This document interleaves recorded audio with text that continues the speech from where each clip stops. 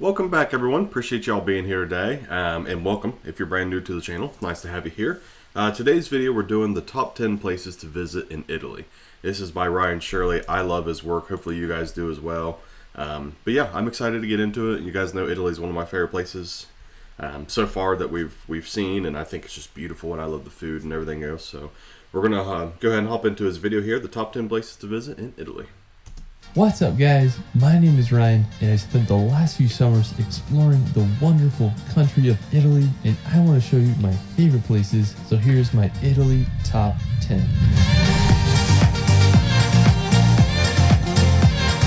I love this videos. Italy has to be one of my all-time favorite countries. It's home to some of the world's most fascinating history, stunning towns, and pure Mediterranean vibes. From the jagged peaks of the Dolomites to the jaw-dropping coast of Sardinia, Italy has it all. Let's start this video off at the incredible Amalfi coast. I have to say this is one of the most beautiful places, not just in Italy, but all of Europe. The Amalfi coast is located in southern Italy, about a 3 hours drive from Rome. It's just hard to believe this place exists. Now, one of the most well-known towns on the Amalfi coast is Positano. When you see this place in real life, you won't believe it. It's hard to beat the backdrop of the mountains filled with colorful villas against the Mediterranean Sea filled with boats and yachts. If you can, I have always been fascinated with the coastline there. I don't know what it is. I think he described it perfectly. It gives me a lot of, and I could be completely wrong. So if you've been there from Italy, let me know. But it gives me a lot of like Caribbean vibes, but you're in Italy with the Italian architecture. You know what I mean? And it's just always amazed me. It's always been beautiful to me. handle the skinny roads, I definitely recommend just driving along the whole entire coastline and seeing all the beautiful towns. One notable place on the coast is the city of Trani. It's one of the best preserved medieval towns on the Amalfi coast. If you want a more adventurous activity, you can take a hike on the Path of the Gods. Special thanks to my friend Logan Armstrong for helping me out with footage. He has an awesome vlog of the Amalfi Coast that I'll link in the description. I would be tumbling down that mountain right now. The Path of the Gods is a 6-kilometer trail that takes you above the cliffs of the coast. You'll be able to get some of the most jaw-dropping views.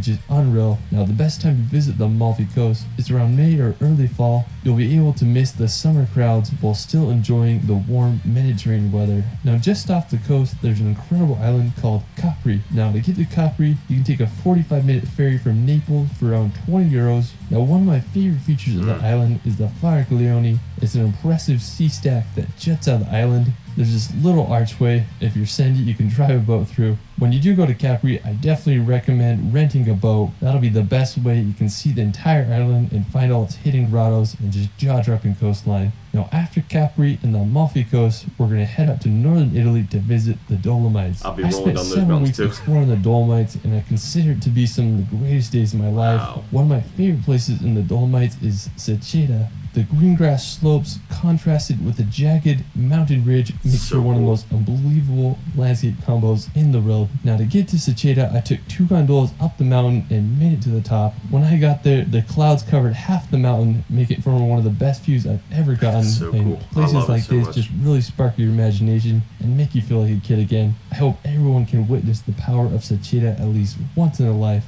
Now, another magical place nearby is Alpe Susi. It's home to the largest high alpine meadow in Europe. The backdrop of the Sassolungo mountain with the farm huts creates a scene straight out of a dream. Another must-visit place in the Dolomites is Trecime di Lavaredo. Now, I love this place so much. I spent 4 days exploring the area. There's just so much to see here. The Dolomites will have a special place in my heart, and I hope you all can visit them one day. Now, after hiking the Dolomites, we're going to head over to Lake Como. Now, located at the base of the Alps, Lake Como is a sight to see. The lake is shaped like an upside down. Apologies for the random cut there.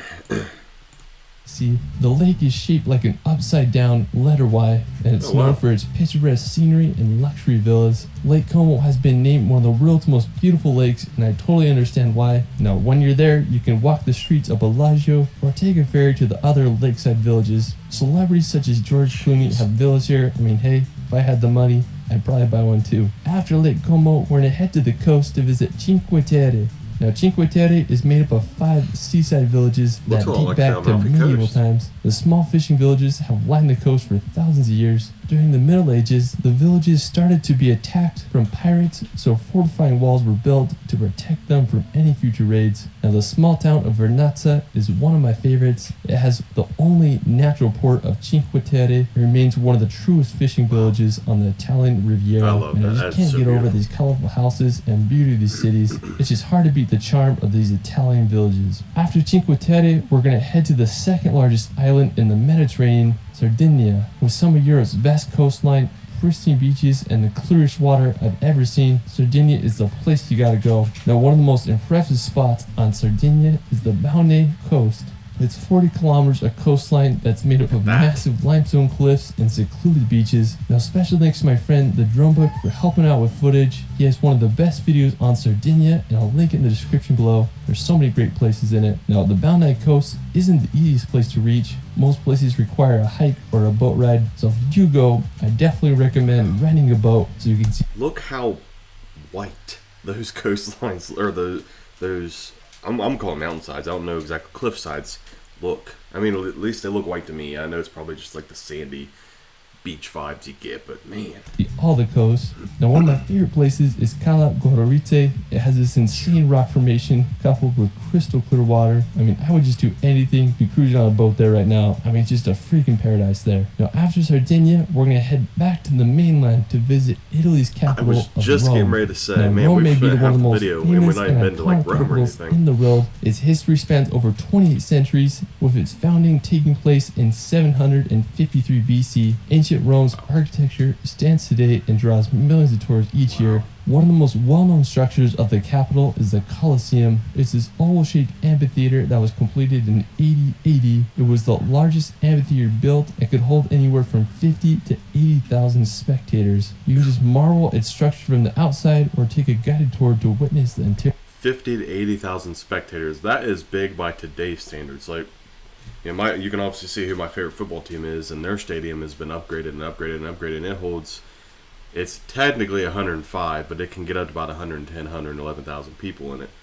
So just think about that. 50 to 80,000 people back in the day. I mean, holy cow.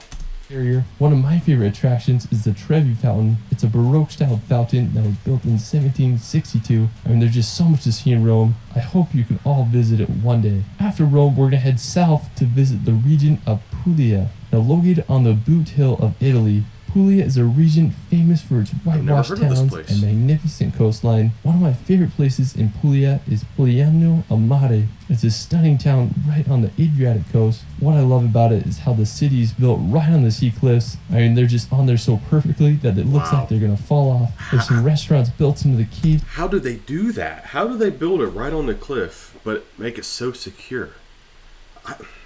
That always fascinates me. On the sea cliffs. I mean, just such a cool spot. One of the most famous places in the city is Cala Porto. It's probably the most recognized place in all of Pulia. It's a stunning beach that's surrounded by cliffs, coupled with crystal clear Mediterranean water. I mean, just pure paradise there. Afterwards, we're going to head to the island of Sicily. Now, Sicily is the largest island in the Mediterranean. It's just full of culture and fascinating history. One of the most impressive places on the island is the Valley of the Temples. Located in the town of Agrigento, it's one of the world's most stunning examples of Greek architecture. There were 7 temples built here by the Greeks in the 5th century BC. Unfortunately, they were burnt down by the Carthaginians, but rebuilt by the Romans 4 centuries later. One of the most well-preserved is the Temple of Concordia. It features the classic Greek pillars, and it just makes you wonder what this must have looked like when it was first built. While we're still in Sicily, we're going to head over to the city of Catania. What's crazy about Catania is that it lies at the base of the massive Mount Etna volcano, which is 3,326 meters tall. It's one of the world's most active volcanoes. I'm just wild to see the ash shooting out the top. I mean, what? I don't want to live below an active volcano if it's extremely active like he's saying. Crazy yet beautiful city. Afterwards, we're going to head up north to the incredible region of Tuscany. Now located in central Italy, Tuscany is known for its landscapes, history, and artistic legacy. I mean, I've been obsessed with Tuscany ever since I've seen The Gladiator. It's a land full of rolling golden hills dotted with countless little hilltop towns. I mean, it'd just be so cool to retire here and live on a Tuscan farm. One of my favorite cities in Tuscany is San Gimignano. Now, San Gimignano is a stunning medieval city perched upon a hill. One of the most iconic features of the city is the medieval watchtowers. Currently, there are 14 watchtowers still standing, but during its prime, there were over 72 towers, with the highest being 230 feet tall. The towers were built as a result of competing families who wanted to build the tallest and most grand tower. I can't imagine how it must have looked like back then. I guess you could say it was the Manhattan of the Middle Ages. San Gimignano's medieval vibe has been untouched throughout time and has become one of the most popular medieval locations in all of Italy. After San Gimignano, we're going to head to the capital of Tuscany to visit the iconic city